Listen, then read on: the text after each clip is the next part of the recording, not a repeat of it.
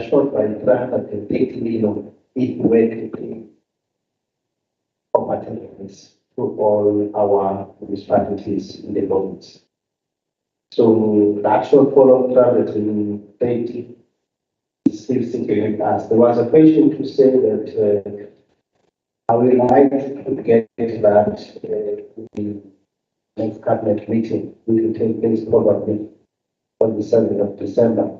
Unfortunately, Honourable Chair, I will be making a very dangerous if one would say that, because I don't know what will transpire out of that meeting.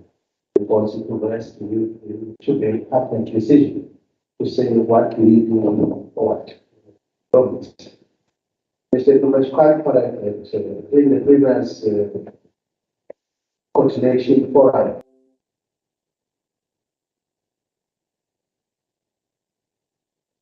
we take note that in terms of the timelines, when we are not achieving our targets, when we anticipate to achieve them, it will form part of our performance report.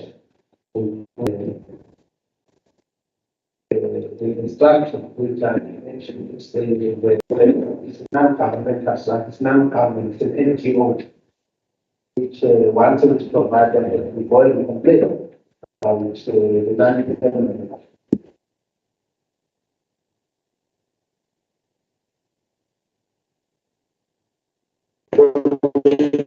With that, my politics provide was solely to the government.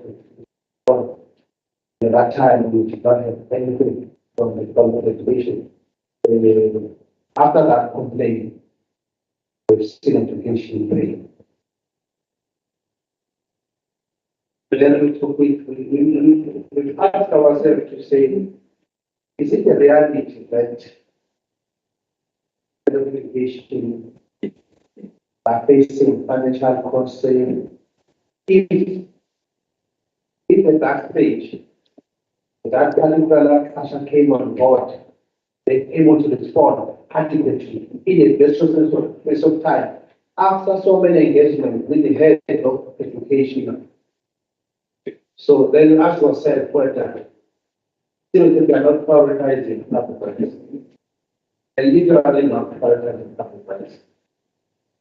We'll see moving forward, but for now, I must say that they are on board in terms of payment, and we'll be able to clear quite a number of backlogs in terms of payment providers. I think last month, this month, because there was a significant amount that we received from the education. Coming to the projects, I must indicate I don't think which treasurer will done justice to public questions coming to infrastructure project. As CFO indicated to say that the way project which was very completed, our budget was cut from 80 million to 22 million.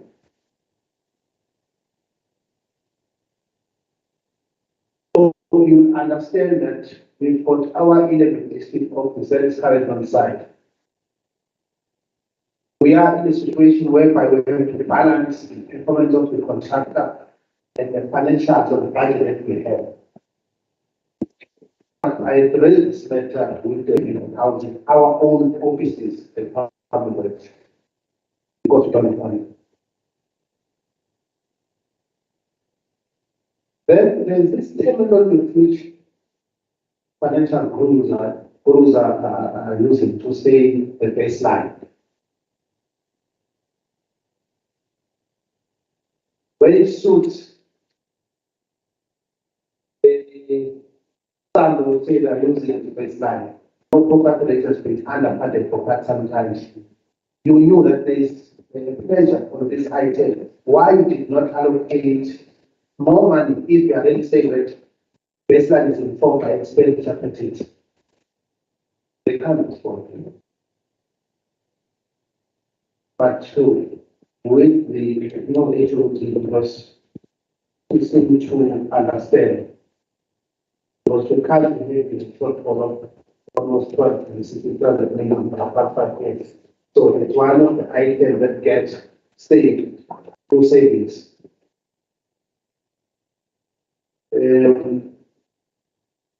we are looking at disposal of properties, but we want to do it in a manner that also consider transformation element. We don't want to go out on winter whereby all the properties that we anticipate to dispose will then be taken by those who are financially advantaged. So we are working towards the provincial disposal strategy and then we also ensure that those people that we access the property sector as well. But also, we want to have an element of repurposing some of our facilities in such a way that we have to generate revenue to alleviate the burdens of properties, especially those people, the underutilized, unvisualized, and the priority number one. We started this process of things whereby these properties are struggling to pay, the purchase of that to pay. We also try and also advise them to liaise with relevant financial institutions to help them, but it's still a payment. So as a result, that process that we're trying might be functional and important because what the responsibility is well in terms of financial management aids recover those monies. If not, because we're still paying those responsibilities, that's still a part to us as well. So we have no other option maybe to take what answer they offer and look for other alternative ways of disposal of this. The issue of close speaking, I think almost all hospitals, they do have backup generators. But what we've learned of late is that at some stage we run out of diesel because of time, hours for a load shedding. So at some stage we run around like that and keep looking for this diesel. Because sometimes they would say it will last for 40 hours or diesel. But if you look at the demand, sometimes let's hope that the government of KwaZulu-Natal, through the pronouncement by our Honourable Minister in terms of the hospital, but we're also looking for alternative ways and means, working with the Department of the alternative energy in health facilities. I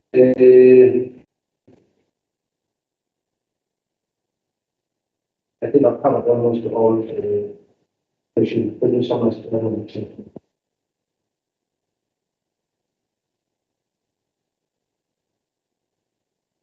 Thank you. Honourable.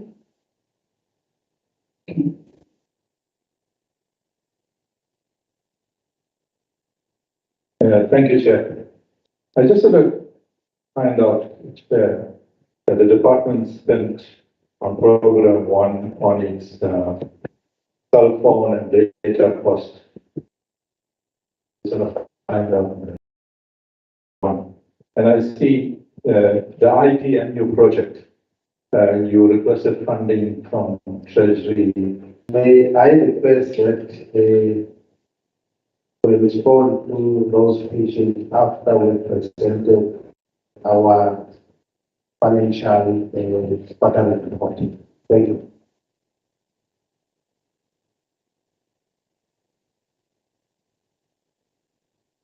Thank you. the Commission, regulatory,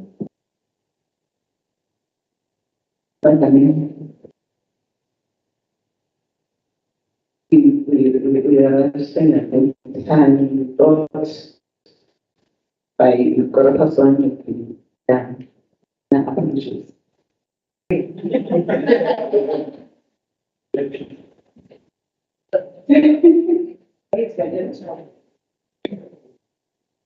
If I actually get the proper budgets. Okay, this slide just outlines the total budget allocation for the department for the year under review. The equitable share is at 1.9 billion. That is just our equitable share for the year. This breaks down the budget per program. It gives us the summary. Gives us the summary in terms of the budget for the year, and then it gives us the cash flow for the period, which will be from the beginning of the financial year until the end of September, and then it gives us the actual for the period, and then the variance for the period, and then it gives us the projected actual expenditure for the year, and then gives us the expected variance at the end of the financial year. Starting with program 1. For the period under review, we've realized under expenditure of 15.5 million rand. The under expenditure is largely relating to savings we experienced due to the delay in terms of the filling of the vacant posts in the department, as well as some delays in terms of receiving invoices from SETA, as well as some savings we've realized in terms of cost cutting items such as advertising, as well as operating leases. It must be noted that Chairperson, we are anticipating to spend or our expenditure to increase at the end of the financial year, going up to 428 million, resulting in an expenditure of only 12.8 million at the end of the financial year. As I indicated, the projected under an expenditure of 12.8 million at the end of the financial year is an result of the savings and the compensation of employees. The challenges we've experienced with SETA in terms of the receipt of invoices has been resolved. There has been some engagement, so we are expecting to see that expenditure being realized in the coming months of the financial year. Under program 2, for the period under review, we have overspent our budget by 291 million, meaning we paid more than we anticipated for the period. Under program 2, this is where we pay our property rates. So it means more invoices from municipality in this period than we anticipated. Usually we start receiving we are still within our main allocation. So we haven't exceeded our total budget allocation. There is no unauthorized expenditure. We are still within our total budget allocation, but for the period under review, we see that it's just mainly the payment of property rates. We are projecting to end of the year when we have been paid 1,372,061,000, resulting in over expenditure of 310 million. This is the 300 million which the HOD was talking about, which is a pressure against the payment of property rates under this program. Under program 3, we are ending the second quarter having underspent 424,000. Under program 3, we've experienced some delays in terms of in the filling of posts, which resulted in that under expenditure there, as well as some of the invoices from SETA, which was relating to some of our services they cannot receive. Hence, we received the saving of that under expenditure. However, we are projecting an overall expenditure at the end of the year of 44.4 million, because we are expecting number 1 to receive those deposits. Number 2, there are some pressures that we are anticipating or we are experiencing currently. Number 1 is from the maintenance of our buildings, which we are seeing they are putting the pressure. Also, in terms of our capital infrastructure, it might indicated that they are projects right on the ground. However, the budget is sufficient at the stage. Number 3, there's also some pressure with regards to computer equipment, where we found that there were some computers which were damaged or lost during the July and replace some of the equipment in that regard, which is putting the pressure. A lot of pressure that are facing program 3 and it's resulting in the projected. If we can go back to the slide that, because the slide just shows the pressures beautifully. So that's why the under program 3, you can see that as much as for the period, we are seeing annual expenditure of 7.4 million, but for the year, we're reflecting a pressure of 4.4 million, as I indicated, as the result of the depreciation. We've got the major groupings of expenditure, your compensation of employees, your goods and services, your interest on land, your transfers, your buildings and other structures, machinery, and clinical financial assets. These are our main items in terms of our expenditure. Then we've got a column that shows our budget for the year, and then again we show what we expected to spend for the period under review. And then we've got a column that shows the actual payment for the period, and then the next column which shows the variance in rand in terms of the period that we are reviewing. The next column then looks at the projected actual expenditure, what we are anticipating to end the year at, and then the resulting variance at the end of the year, which is expected if the expected trends continue. So at this stage, if we're looking at compensation of employees, as I indicated, under the period that we are looking at, we are experiencing an overall under expenditure due to the delays. However, we are in the process of filling most of those posts. So we are expecting that the expenditure in that regard is going to increase. However, our overall savings and compensation of employees is expected to be at 52.2 million. Under goods and services for the period under review, we are experiencing savings of about 30